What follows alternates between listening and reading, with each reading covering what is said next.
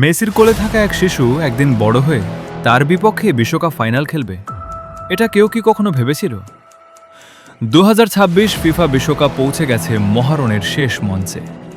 Crore crore football প্রেমীর অপেক্ষার অবসান ঘটিয়ে নির্ধারিত হয়ে গেছে এবারের ফাইনাল। বিশ্ব চ্যাম্পিয়ন আর্জেন্টিনা বনাম ইউরোপের পরাশক্তি স্পেন, দুই মহাদেশের দুই ফুটবল জায়ান্ট মুখোমুখি হবে ফুটবলের সবচেয়ে কাঙ্ক্ষিত ট্রফির জন্য। একদিকে লিওনেল মেসির অভিজ্ঞতা, স্কালোনির কৌশল আর ভারসাম্যপূর্ণ আর্জেন্টিনা, অন্যদিকে Lamine Yamal, Nico Williams, Pedri ও রদ্রিদের তারুণ্যে ভরপুর দুর্দান্ত ছন্দে থাকা স্পেন। তো বন্ধুরা, আজকের এই ভিডিওতে আমরা দুইটা টিমের শক্তি, দুর্বলতা এবং ম্যাচ জেতার প্রেডিকশন সম্পর্কে বিস্তারিত জেনে আসব। ভিডিওটা শেষ পর্যন্ত দেখুন, কারণ শেষে থাকছে আমাদের ফাইনাল স্কোর প্রেডিকশন। চলুন প্রথমে দেখে নেই দুই দল কিভাবে ফাইনালে জায়গা করে নিল। বন্ধুরা, একদিকে রয়েছে স্পেনের লামিনি ইয়ামাল এবং অন্যদিকে রয়েছে বিশ্ব সেরা খেলোয়াড় লিওনেল মেসি। স্পেন ফ্রান্সকে 2-0 গোলে হারিয়ে খুব সহজেই ফাইনালে উঠে যায়, আর অন্যদিকে আর্জেন্টিনা 85 মিনিটে গিয়ে দুর্দান্ত ক্যামব্যাক করে ইংল্যান্ডকে 2-1 গোলে হারিয়ে ফাইনালে টিকিট কনফার্ম করে। দুইটা দলের সেমিফাইনালের গল্পই আলাদা। এক দল দাপট দেখিয়ে জিতেছে, আরেক দল লড়াই করে ফিরে এসেছে, আর এই দুই ভিন্ন গল্পই 20 জুলাই একসাথে মিলিত হতে চলেছে ফাইনালের মঞ্চে। এবার আসা যাক আর্জেন্টিনার শক্তি ও দুর্বলতার জায়গাগুলোতে।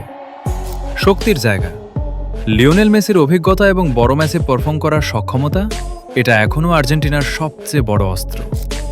লিওনেল স্কালোনির টেকটিক্যাল কৌশল, তিনি প্রতিপক্ষ অনুযায়ী দল সাজাতে সিদ্ধহস্ত। মাঝমাঠ ও রক্ষণের মধ্যে দুর্দান্ত ভারসাম্য। আর্জেন্টিনা এবার শুধু আক্রমণ নির্ভর নয়, রক্ষণেও যথেষ্ট সংগঠিত। চাপের মুহূর্তে ঘুরে দাঁড়ানোর মানসিকতা, সেমিফাইনালের ক্যামব্যাকই তার প্রমাণ। দুর্বলতার জায়গা, মেসির বয়স এবং ফিটনেস। টানা 90 মিনিট হাই ইন্টেন্সিটি ফুটবল খেলার ক্ষেত্রে এটা একটা প্রশ্নচিহ্ন। আক্রমণে মেসির ওপর অতিরিক্ত নির্ভরতা। বিকল্প গোলদাতা কম থাকায় প্রতিপক্ষ মেসিকে আটকাতে পারলেই আক্রমণ ভোঁতা হয়ে যেতে পারে। স্পেনের মতো হাই প্রেসিং টিমের বিপক্ষে বল পজিশন ধরে রাখতে সমস্যায় পড়তে পারে আর্জেন্টিনা। এবার দেখে নেই স্পেনের চিত্রটা। শক্তির জায়গা, তারুণ্য নির্ভর, উচ্চগতির এবং আক্রমণাত্মক football. Lamine Yamal, Nico Williams, Pedri ও রদ্রি প্রত্যেকেই নিজ নিজ জায়গায় বিশ্বমানের। বল পজিশন ও পাসিং ফুটবলে স্পেনের ঐতিহ্যগত আধিপত্য। 2010 বিশ্বকাপ জয়ী স্প্যানিশ স্টাইলের প্রতিচ্ছবি এবারের দলেও স্পষ্ট। মিডফিল্ডে রদ্রির নিয়ন্ত্রণ, খেলার গতি নিয়ন্ত্রণ করার ক্ষমতা স্পেনকে এগিয়ে রাখে। একাধিক গোলদাতার উপস্থিতি, শুধু একজনের ওপর নির্ভরশীল নয় স্পেনের আক্রমণ ভাগ।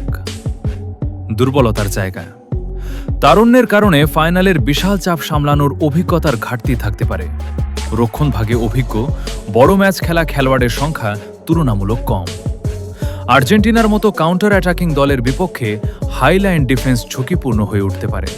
আক্রমণ ভাগে কারা বেশি ভয়ঙ্কর? মিডফিল্ডে কার নিয়ন্ত্রণ বেশি? রক্ষণ, গোলকিপিং, সাম্প্রতিক ফর্ম, এসব গুরুত্বপূর্ণ পরিসংখ্যান বিশ্লেষণ করেই আজ আমরা জানার চেষ্টা করব আসলে কোন দল এগিয়ে। তার আগে কমেন্ট করো, বিশ্বকাপ জিতবে কে?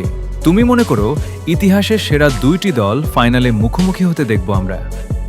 20 জুলাই ইতিহাস গড়তে চলেছে। আর্জেন্টিনা কি পারবে পরপর 2 বার শিরোপা জিততে এবং এই সোনার ট্রফিটি নিজের দেশে নিয়ে যেতে?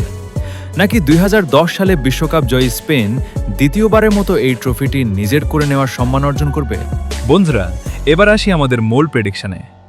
দুই দলের শক্তি দুর্বলতা বিশ্লেষণ করলে দেখা যায় আর্জেন্টিনার অভিজ্ঞতা আর স্পেনের তারুণ্য নির্ভর গতি দুটোই সমান ওজনদার। ম্যাচের ফলাফল নির্ধারণ করে দিতে পারে ছোট ছোট কিছু মুহূর্ত, একটা সেট পিস, একটা ভুল, অথবা একজন খেলোয়াড়ের একক নৈপুণ্য।